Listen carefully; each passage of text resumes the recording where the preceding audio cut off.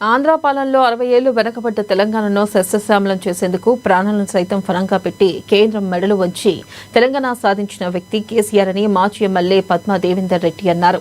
కాంగ్రెస్ ప్రభుత్వం కాళేశ్వరం ప్రాజెక్టుపై అసత్య ప్రచారం మానుకోవాలంటూ చిన్నశంకరంపేట మెదక్ రహదారిపై బీఆర్ఎస్ నేతలు రాస్తారోకో నిర్వహించారు. ఇక మాజీ ఎమ్మెల్యే పద్మా దేవేందర్ రెడ్డి ఆధ్వర్యంలో భారీగా బీఆర్ఎస్ శ్రేణులు రాస్తారోకోలో పాల్గొన్నారు. రహదారిపై రేవంత్ రెడ్డి దిష్టిబొమ్మను దగ్ధం చేసి నిరసన వ్యక్తం చేశారు. పోలీసులు పద్మా దేవేందర్ రెడ్డిని అరెస్ట్ చేసి పోలీస్ స్టేషన్ కు తరలించారు. కేసీఆర్ పై దుష్ప్రచారం చేసేందుకు ఘోష్ కమిషన్ నివేదికను కాంగ్రెస్ నివేదికగా మార్చి కేసీఆర్ పై తప్పుడు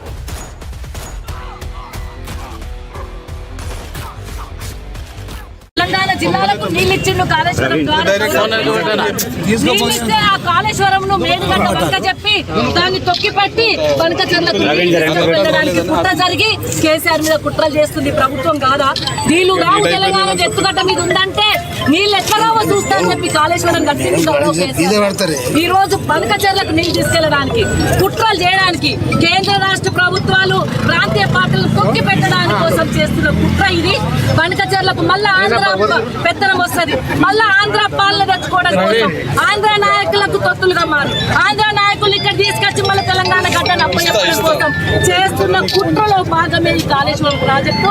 అందుకే మేమందరం కూడా తప్పకుండా తెలంగాణ ఉద్యమంలో ఎంత పనిచేసినామో, తెలంగాణ రాష్ట్రాన్ని తెచ్చుకోవడం కోసం ఉద్యమంలో పనిచేసినామో, ఇప్పుడు కూడా మళ్ళా కాళేశ్వరం ప్రాజెక్టు మీద ఛేదిస్తాం.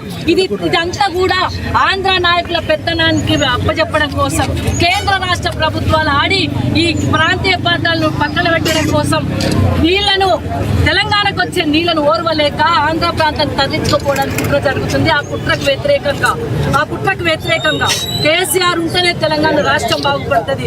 కేసీఆర్ వల్లనే ఇవాళ కాళేశ్వరం ప్రాజెక్టు వచ్చింది. 2 పిల్లర్ల నెపంతో మళ్ళా తెలంగాణ ఎండబెట్టే కుట్ర జరుగుతుంది. ఆ కుట్రలు ఛేదిస్తాం.